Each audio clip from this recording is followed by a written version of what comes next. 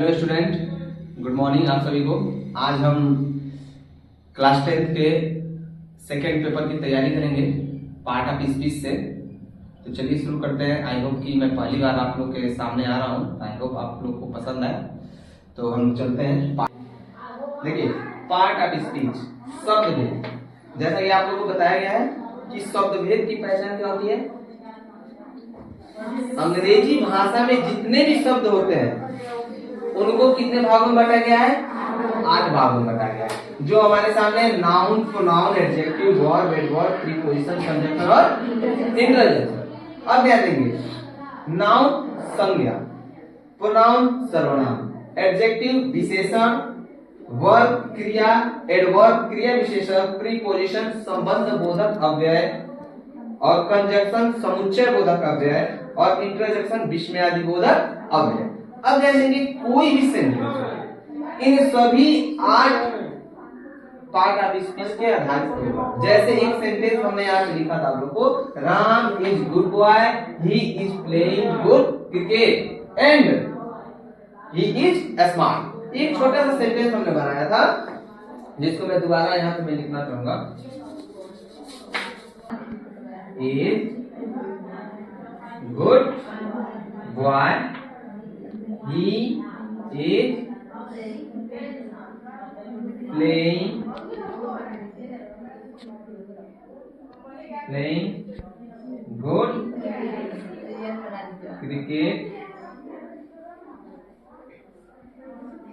playing good cricket, and he is smart।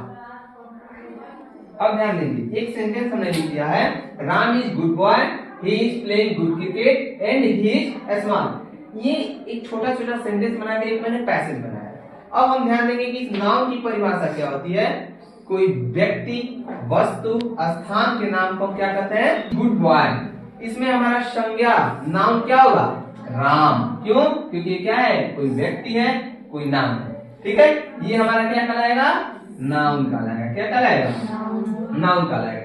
ठीक उसी प्रकार प्रोनाउन, प्रोनाउन को हम लोग कहते हैं सर्वनाम। और इसकी परिभाषा क्या होती है? संज्ञा के जगह पर प्रयोग होने वाले शब्द को हम क्या कहते हैं? सर्वनाम कहते हैं। किसे सर्वनाम कहते हैं? संज्ञा के जगह पर प्रयोग होने वाले शब्द को सर्वनाम। अब हमारा Ram is good boy, he is playing good cricket and he is smart. अब राम की जगह पर प्रयोग हमारे क्या कहलाते हैं? सर्वनाम कहलाते हैं, प्रोनाउन कहलाते हैं। तो ही हमारा क्या होगा? प्रोनाउन कहलाएगा। समझ में आया? गुड। अब हमारा आता है एडजेक्टिव विशेषण। विशेषण किसे कहते हैं? इसकी परिभाषा क्या होती है? क्या कहेंगे? एडजेक्टिव कहेंगे। ठीक है, ओके, वेरी। अब आते हैं वर्ब, क्रिया। क्रिया किसे कहते हैं? जो वाक्य में कार्य करता है उसे हम क्या कहते हैं? क्रिया कहते हैं। सिंपल सी भाषा, जो कार्य करता है उसे क्या कहते हैं? क्रिया कहते हैं। अब बताइए, इसमें नाउन हमारा क्या काम कर रहा है? खेलने का काम कर रहा है। प्लेइंग, खेल रहा है। तो हमारा प्लेइंग क्या होगा? वर्ब होगा। क्या होगा? वर्ब होगा। समझ में आया? ठीक उसी प्रकार अब हमारा कि वाक्य में जो क्रिया की विशेषता बतलाता है उसे क्या कहते हैं? क्रिया विशेषण कहते हैं। अब वाक्य में क्रिया हमारा प्लेइंग है, इसकी विशेषता क्या है? कि अच्छा खेलता है। ये हमारा क्या कहलाएगा?